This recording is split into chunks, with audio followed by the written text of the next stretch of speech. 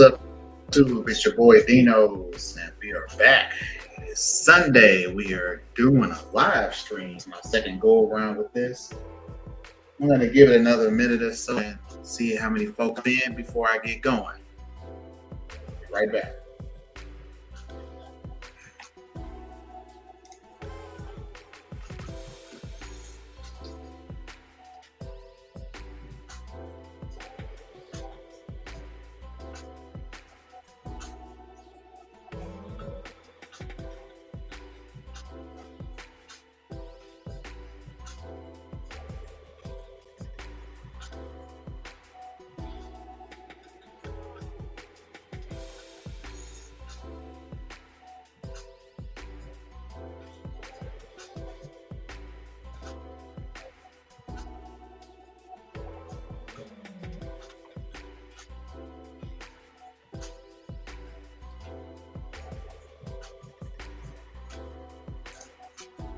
All right, back. Thanks for joining, everyone. This is gonna be a pretty quick show. We just had one here in the preseason. I just thought I'd do a quick recap of the games, any notables. Usually, I use preseason as less scouting for those diamond in the rough. You're really looking for depth, especially in the deeper leagues. I would say leagues that are 10 teams. You really want to watch these preseasons to depth on these teams. As we know, no one can predict injuries. They happen.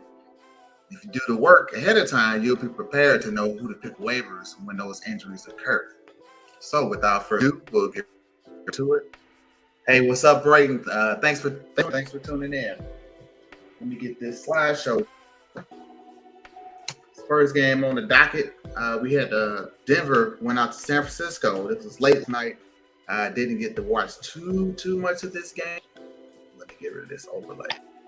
Again, bear with me, folks. I'm pretty new to this live stream. I'm gonna get better at it.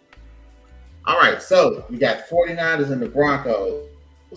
I think I'm looking for in this particular game, obviously, to see who was going to be backups, how long they would play. Most of these games that I noticed of the starters, 1 or 2 series, obviously is the first preseason game, 1 of 3. Next week is the week you really want to watch because the starters typically play the most in that second preseason game. They may play a half, at least but most of them will. So last night it looks like Mac Jones got the start for San Francisco, and Bo Nix got a couple series with the Broncos. The thing I was looking for in particular in this game is the Broncos backup. As you know, they added J.K. Dobbins from the Chargers, and they got the rookie Harvey. It looks like it's going to be a pretty good battle. And don't forget about the estimate. I'm not sure if he's still there, but he could play a role too. And then now you're dealing with 3 running backs, and it's usually a wash in fantasy. I try to avoid those situations when they typically want a hot hand. You never know who's going to get the touches. Harvey looked, he didn't look explosive. He seemed serviceable. Again, this is a short sample size. The 49ers side of things, they got a new defense. Robert Saleh's back with the 49ers as defensive coordinator. Offensively, no McCaffrey, of course. I played all of their second stringers. I don't think anybody from the first string got game time. Yes. So, not much to report from that particular game. Let's check out the name. Give me 1 second. Let's check out the next game here. Next was the Chiefs and the Cardinals. That was a little sloppy in this game. Patty Mahomes did play 1 series with me because I think he threw 1 pass for a touchdown for 1 yard. Go figure, right? My thoughts on Pat Mahomes, if you've watched me, No Balls, No Glory, a couple of years ago, and I'm gonna clean this shit up now. And if you disagree, by all means, open for the discussion. I stated, this is a couple seasons ago, I stated that Patrick Mahomes is no longer an elite fantasy player. That does not indicate what he does in real life. Again, fantasy football is different from real football. As far as fantasy is concerned, in my opinion, based on what I've seen and the numbers he took, I no longer consider him a top tier quarterback. I mean, he was serviceable, but he wasn't a top 5 quarterback to me. Now, can you regain elite status? Absolutely. If he goes balls to all this season and he puts up 40 touchdowns, okay, you get your status back. But from the last couple seasons, to me, he's not a top 5 quarterback. And to me, elite, you got to be in the top 5 to be elite. Very good, it's okay, but elite is a whole different genre. So that's my thoughts on that one. I'm sure I'm going to get more pushback. Okay. What else we got in particular game? Pacheco looked pretty good in his couple series. I know he had the injury last year, came back, and he seemed to lose a step. He looks pretty fresh, pretty rejuvenated. Kareem Hunt is still also in that backfield, something you might want to keep in mind. As far as I don't believe Kelly or Rashid Rice. So it was a lot of the backups. Pacheco got a little clock, and Mahomes got a series. All right, let's move on to our next game. I'm not sure what order I got these slides in. All right, so we got the Titans and the Bucks. It was Cam Ward's, opening act. I'm sure all eyes were on Cam Ward to see how he performed. He didn't do bad. What I would say about rookie quarterbacks, and this is a fantasy show. I like to grab the tight ends of quarterbacks. Tight ends are typically a safety valve, a check down, a throw, easy completions. The receivers may take a little while to develop because the plays take longer to develop. Tight end routes, quick. You don't really see too many long developing tight end routes, right? So if you got a chance to get Chike Okonkwo, that's my little tip for the day as far as sleeper tight ends. He's got a rookie quarterback. Okonkwo is more like a wide receiver playing tight end, and he's had pretty crappy quarterbacks the last couple seasons. I look at Okonkwo, Jonnu Smith. They're pretty much the same guy. Jonnu Smith did have a great season this year. However, he went Steelers where they already have 2 tight ends. So keep that in mind. You're looking for tight end. Everybody's going to jump at Jonnu again based on last season's numbers. Again, if you go back to my first video about draft strategy, you got to look at the system. You can't just look at the player. So Cam Ward, he looked decent on the first drive. For Tampa, again, none of the starters played on offense for Tampa. So I was just kind of keen on Cam Ward to see how he looked in his first NFL action. All right, let's see what we got here. Next, we got the Steelers and the Jags, and this was Travis Hunter's opening act. He played offense and defense. He didn't play as much as I thought he would. He actually played more on the defensive side. So I didn't really get to see how they were going to use him. It's preseason. They're not going to unveil everything they're going to do. And the thing with Travis Hunter is they won't keep you guessing this year because you can game plan for a two-way player because you're not quite sure how they're going to use him. It remains to be seen. My thoughts on Travis Hunter, he's a bit undersized. And like I said on Tuesday's show on No Balls, No Glory, he's a little undersized. And I think he may get exposed if they try to push this two thing with him. I would in spots, put him out on defense. They could just put a big physical receiver on him, and then he gets overmatched. And same thing, if you flip him over to offense, you can wear him out. He can take a shot. How is he going to recover from that? So be wary, be aware of Hunter. I know it's interesting because of the dual, that he can offense and deep, but to me, the injury prospects overshadows the fact he plays both ways. Just keep in mind. Let's see. Pittsburgh, again, no Mason Jar played. I know Cecil loved me saying that. Mason Jar got the start. They actually said, again, it's preseason. No Aaron, obviously, and no Dknows. So we'll probably see them in week 2.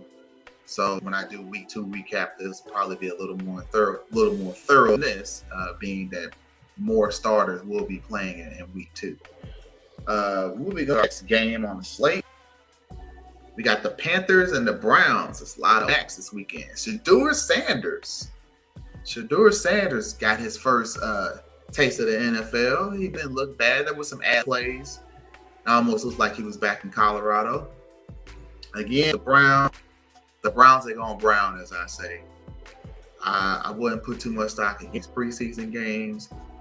I just wanted to see how Sanders handled everything, being his first action. He didn't look too bad. I was impressed. But what happens when things get turned up? Still no Judkins. Not sure how things are going out with his legal troubles. As far as the backfield in Cleveland, my diamond in the rough, Dylan from Tennessee. That's who I want to see. I want to see how they use him, how he performs. That could be a deep sleeper in most people aren't paying attention to. Again, there's Ford is still there, so you kind of have to see how that plays out. But I like Dylan Sampson. That's my go-to.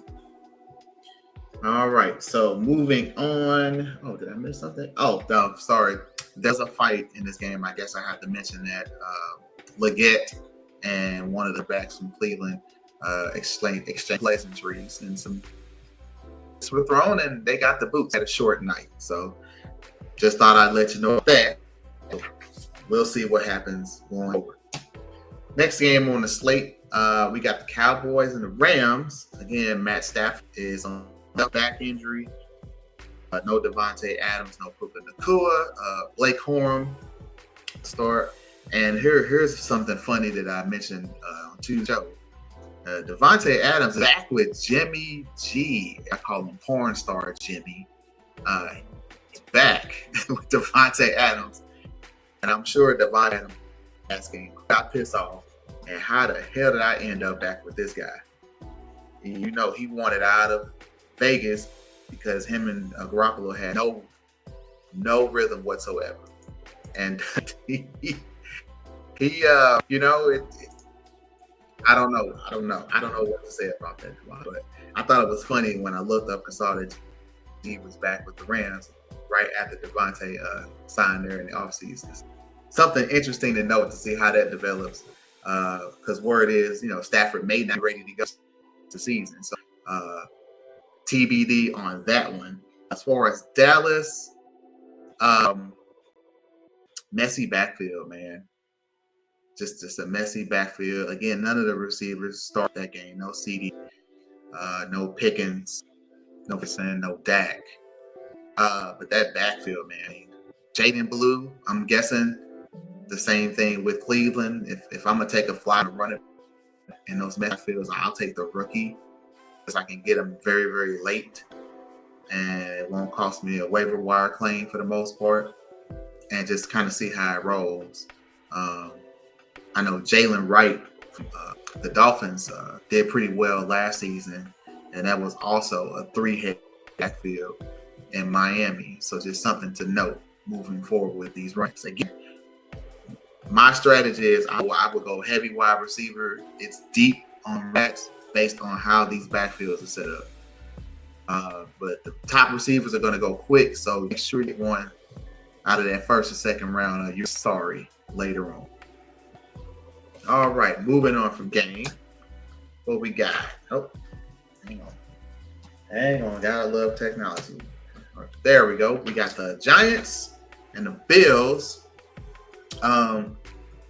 Dknows did play a series.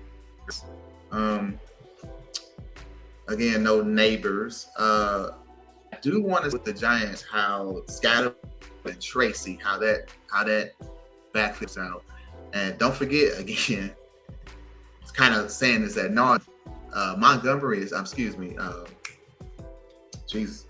Devin Singletary. I'm thinking about Montgomery. Devin Singletary is also still on the Giants as another threat. Singletary is very, very close to becoming a fantasy zombie. And we thought that ad nauseum. Actually, I'm going to do it and explain what a fantasy is probably here in a couple days. But something to keep an eye on with the Giants. As far as Buffalo, again, no Cook, he's still holding in. He did play. He did return to practice again, just in physical form. Khalil Shakur did go this week with a minor injury. They don't believe it's serious, and he should be available. He is day to day, and that's another thing with these preseason games that you're based on your breath, hoping that nobody suffers a significant injury. Hence, why I do not like early drafts. So if you had your draft again, damn, I feel sorry for you. My earliest draft is next week, and I've never drafted that early, so I'm pretty nervous because that it is still like 2 preseason games after I draft, and I'll be basically holding on for dear life. So I hate early drafts, but again, it is what it is. Moving on from the Giants and the Bills, we got my Texans and the Vikings. Got it in yesterday. J.J. McCarthy got the start. He looked okay. And Jordan Addison seemed to have a pretty good connection. They hooked up, I think, about 3 receptions, 33 yards for Addison. The thing with Addison, and I might as well address this since he is facing a suspension, and I'll go ahead and loop Rice with Kansas to this same discussion. Don't be afraid to draft a guy who is just don't reach to get him early. Everybody's passing him and he falls to you, take him. I mean, you got bench spots, you got an IR spot. If that's out, just put him in your IR, stash him on your bench. He's going to come back. He's practicing. They have a rapport. Like I said, injuries. Who knows? JJ can have injury right before Addison comes back. Guess now you got a wide receiver 1 in probably the 7th or 8th round because everybody passed on him. So don't be afraid to take Jordan. I believe his suspension is 3 games. Rasheed Rice's suspension may be a bit longer. Addison. And against Kansas City, you never know which receiver is going to be the receiver. I would avoid that. Travis Kelce is definitely on the decline. His stock definitely taking a hit the 2 seats. So, case in point, don't be afraid to draft players who's going to be suspended. Obviously, if they're not suspended for the whole season, but if it's just a couple of games, take a flyer on them, pick, and happens. At worst, you just if the suspension is longer, pick up another player. Okay, let's see. As far as Texans is concerned, geez, I'm about to blow past my team here. C.J. Gardner-Johnson suffered an injury during practice. It was believed to be serious at first, but it's negative. I believe the MRI was negative. Well, he should be fine. He'll be week to week or day to day. What I'm looking for is to see a Christian Kirk and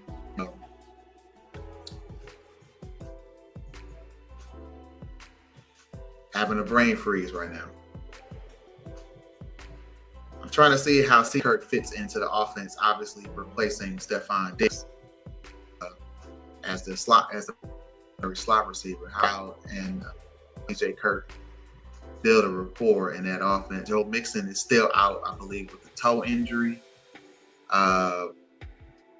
Don't forget that we did sign. I'll stop saying we because I'm a Texans fan, but Texans signed Nick Chubb in the offseason, and it's kind of going under the radar. I haven't really heard much about it.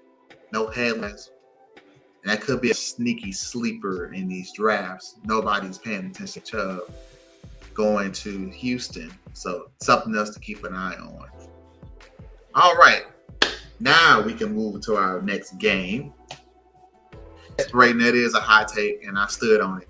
I took shit for it, but I stood on business, and I meant what I said. And what I said was actually reality.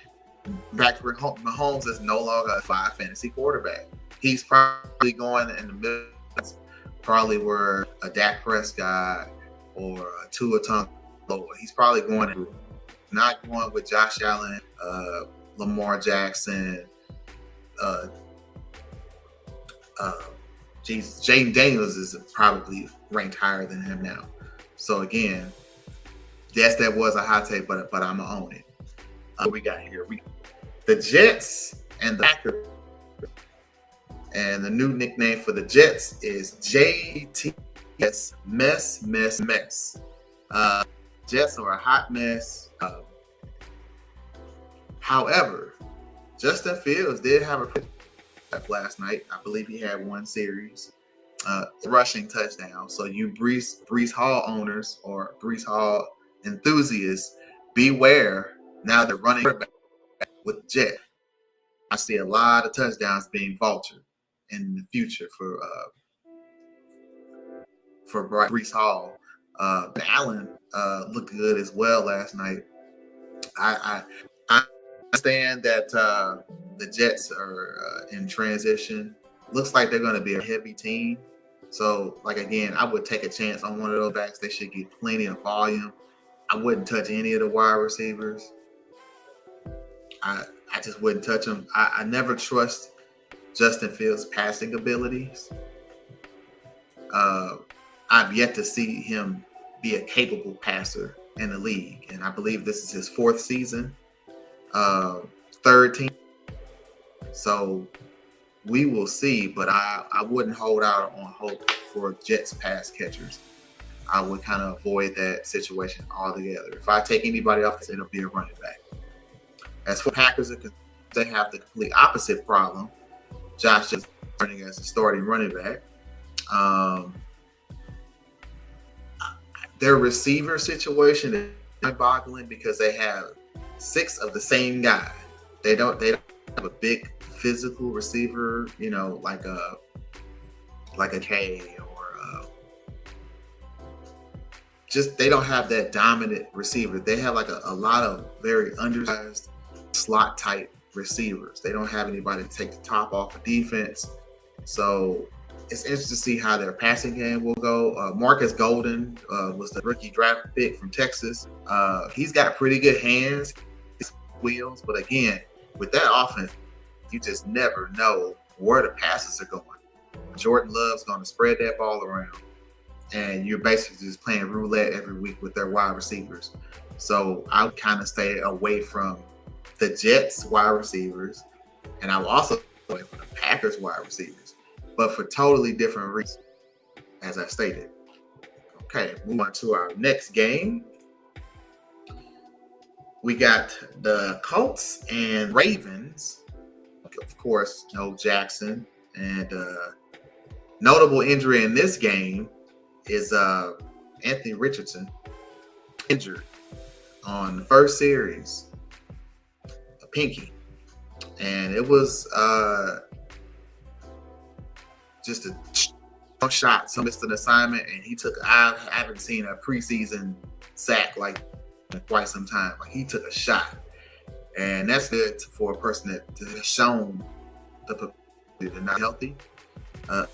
And him and Fields are kind of one and the same to me. I don't trust their passing ability. He's kind of a dual threat quarterback, although he was supposed to be a more better player than Justin Fields. As far as receiving, Pittman, I don't believe played. It was a lot of second and third stringers. No Jonathan Taylor as well. Danny Dimes made an appearance for the Colts. Don't be shocked if Richardson starts slow. Don't be surprised if Daniel Jones gets that job. Again, that could be another under the radar pickup late in your draft, maybe as a backup quarterback, and you just kind of hang on to him as happens and how it plays out in Indy. As far as the Ravens are concerned, they got a pretty good kick return for a touchdown. Don't see that too often. I will say with the rule changes, moving kickoffs to the touchbacks to the 35 versus 30, you're going to see a lot more returns this year. It's another fantasy hack. If you can find players that not only play wide receiver but also return kicks. I'm not sure if your league rewards points for punts and returns, but that could be another few cheap points pick up from the receiver. Hell, in a close matchup, that could get you a win. So if you can keep an eye on those receivers that also punt return, and play receiver, they can get you points twice. Something to keep in mind. So they had a kick return for a touchdown. As far as offense, I know the people's champ is on Mark Andrews. He's thinking that Mark Andrews is going to have a monster year. That remains to be seen. I understand likely is injured, so he get the majority of the targets early in the season until life returns. So the paint ain't dry on that. The Ravens also picked up DeAndre Hopkins in the offense. I'm interested to see how that report works out with Action Jackson. All right, we may only have a few more games left on the slate. We got the Bengals and the defending Super Bowl champ Eagles.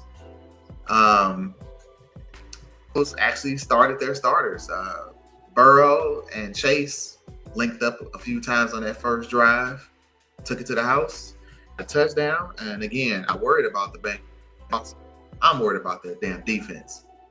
If they have one at all, they may have to force a game to win at this point. Trey Hendrickson is still not in camp. Well, he's not signed, but he's there. I'm guessing he's holding in too. But their defense is in shambles. I have no idea how they're stopping it. And that offense, being in that division that has a lot of high-powered offense, could be in trouble if they don't address that defense. And they should it in the draft, and I don't believe they did. Another person to know is T. Higgins. Now, the reason I mentioned T. Higgins is T. Higgins bet on himself, and he got paid. He got his contract. I typically try to avoid players after they big contracts. The performance, from my opinion, and from what I've seen, isn't the same. There's a drop-off. For players in a contract year that are trying to get paid, another nuance. You didn't know how deep this fantasy was. Yes, you look at player contract, I look at, free agency, all of it plays a part. I wouldn't touch Higgins there unless he fell to me and it was a late draft pick. I wouldn't be drafting him early. I know what you got of him now that he's gotten paid. Okay, and now moving to the other side of the ball, as far as the Eagles is concerned, we know about Saquon being on the Madden cover, know about the Madden curse. I wouldn't think it in this instance. He's not going to have the same amount of production he last year, but it'd be to it. I still would take Saquon if you have the chance to get him. Don't overthink this in your drafts. Go ahead and take Saquon. From where I sit, the Eagles offense might actually be better this year. Everybody went back on offense. They lost the pieces on defense, but their offense is pretty much intact. Devonta Smith is another sleeper pick, a radar. You can get him in like the 5th or 6th round. I call that a win. Again, it's a Howard offense. Jalen's the ball around. The only downside with that offense is obviously the damn tush push. And if they get if they get in the red zone, your receivers are probably going to get shortchanged. Jalen Hurts vulture touchdown more often than not. Just something to keep in mind with that offense. They score a lot of points, but the majority of those points are probably going to Jalen Hurts. Okay, I think we got we got 2 more games left on this for preseason. Thanks for tuning in, those who've joined. Welcome to the show. If you subscribed, please do so. Friend, comment. If you have a suggestion for a video, you can email me at Dknows Fantasy. That's all one word. Dknows Fantasy at Gmail, or just drop it in the comment. Read them all, and I'll try to respond to you as quick as possible. Okay, now moving on. Next game here, we got the Washington Commanders, who I pleasantly like to call Tutty the mascot. And I thought it was the funniest shit I ever seen. So for 2 seasons, I'm calling the Commanders Tutty. So if you want to call them, you have a blessing. So we got Tutty versus the Patriots. The Patriots, in my opinion, are the team of the season. The Patriots are going to really have a good season. They're going to try some people. Like Vrabel is their coach now. And he's a very good coach. He's back at home in New England. The quarterback situation is they picked up Stephon Diggs in the offseason. They already had a slew of receivers. They also have this running back, Travion Henderson. And remember, I told you earlier when we were reviewing the other games about rookie running. I just like to take a running back later at rookie running backs. The only downside with them is if they don't know how to pass protect, it could be a while you see them flourish. See if Travion Henderson can pass protect, Montre Stevens' days are numbered. Travion is explosive. He had a kickoff return for a touchdown. I don't think anybody put a hand on him and took it straight to the house. He's got guys out of the backfield. Again, pass protect is probably the only thing that's going to prevent him from starting right away, but we'll see what happens in preseasons. But Travion Henderson is definitely a name to watch if you haven't had your draft already. As far as the Commanders, again, no Daniels. There wasn't any starter. And Scary Terry holding out. I don't believe that the Commanders are foolish enough to let this play out any longer. Terry McLaurin's been there his whole career. He's been a model citizen. He's been a leader in the locker room. I mean, you knew at the point you were going to have to pay him. You brought in Deebo Samuel. Deebo Samuel to me is number one. He's a complimentary receiver as long as you don't from a running back also.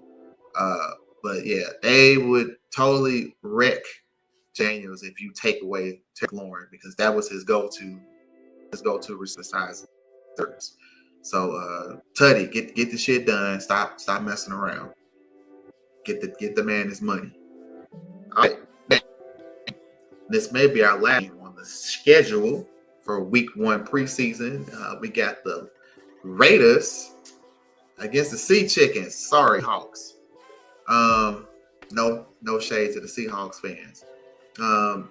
Hey, this is Geno Smith's semi-revenge game, even though he played just one series.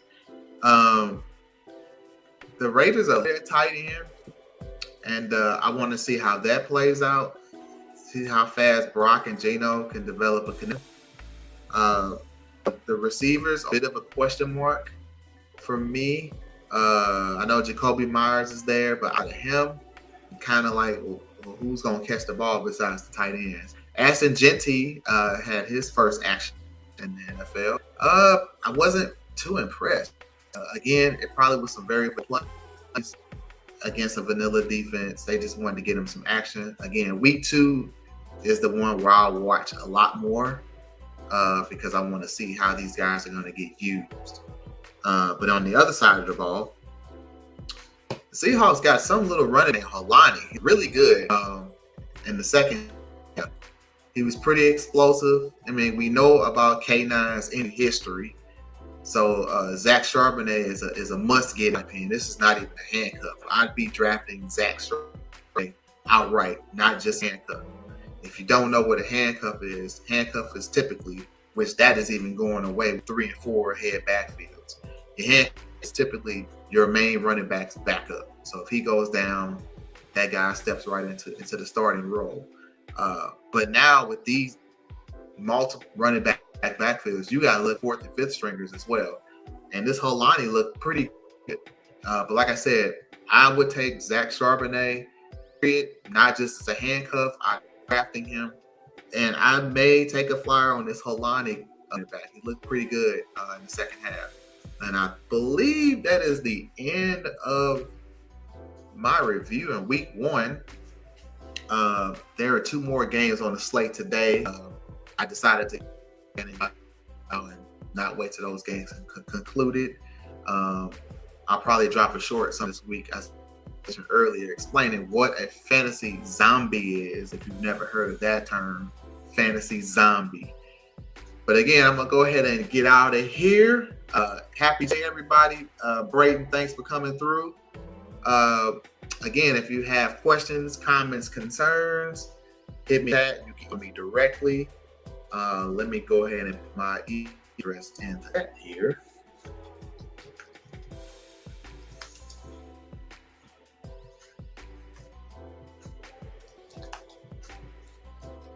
So it should be right there in the chat.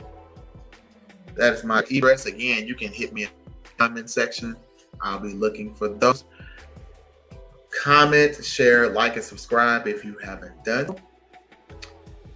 And I will be back with you guys soon. Thanks for joining. Peace.